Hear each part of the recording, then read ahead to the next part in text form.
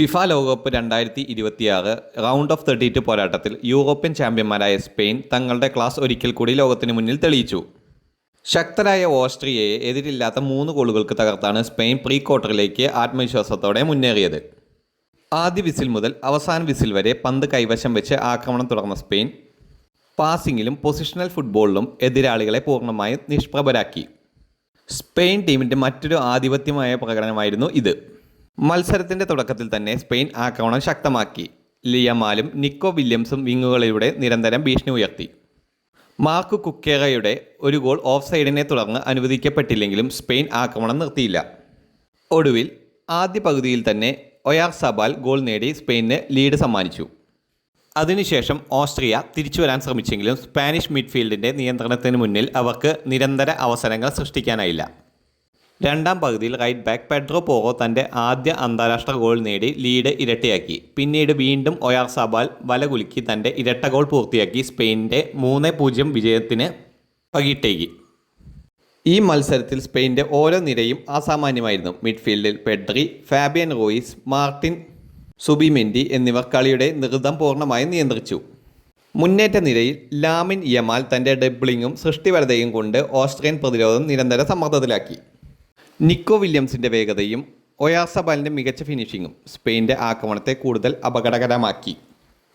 പ്രതിരോധത്തിൽ Pau Cubarsi, Aymeric Laporte, Marc Cucurella, Pedro Porro എന്നിവർ മികച്ച പഠനം കാഴ്ചവെച്ചപ്പോൾ ഗോൾ കീപ്പർ ഉനായ് സിമോൻ വീണ്ടും ക്ലീൻ ഷീറ്റ് സ്വന്തമാക്കി. സ്പെയിൻ്റെ പ്രതിരോധത്തിൽ ഉറപ്പും ടീമിൻ്റെ ബാലൻസും ഈ മത്സരത്തിൽ വീണ്ടും വ്യക്തമായി.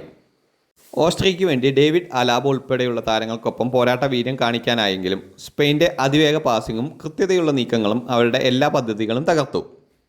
റാൽഫ് റാഗ്നിക്കിൻ്റെ ടീം ഇടയ്ക്കിടെ ആക്രമണങ്ങൾ നടത്തിയെങ്കിലും വ്യക്തമായ അവസരങ്ങൾ വളരെ കുറവായിരുന്നു. പന്തടക്കവും ഷോട്ടുകളും അവസര സൃഷ്ടിയിലും സ്പെയിൻ വ്യക്തമായ മുന്നേറ്റം നടത്തി. സ്പെയിൻ ഓസ്ട്രിയയെ 3-0 തകർത്തതോടെ ലോകകപ്പിൻ്റെ പ്രീ ക്വാർട്ടറിൽ ഇടം ഉറപ്പിച്ചു.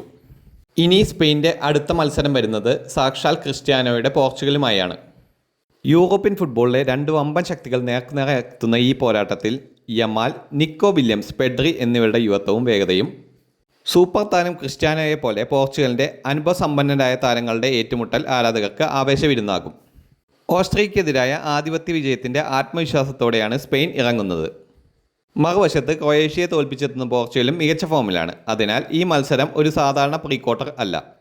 ലോകകപ്പ് കിരീടത്തിലേക്കുള്ള യാത്രയിൽ ഇരു ടീമുകൾക്കും നിർണായകമായ ഫൈനലിന് മുന്നിലുള്ള ഫൈനൽ എന്ന വിശേഷണം അർഹിക്കുന്ന പോരാട്ടമായിരിക്കും.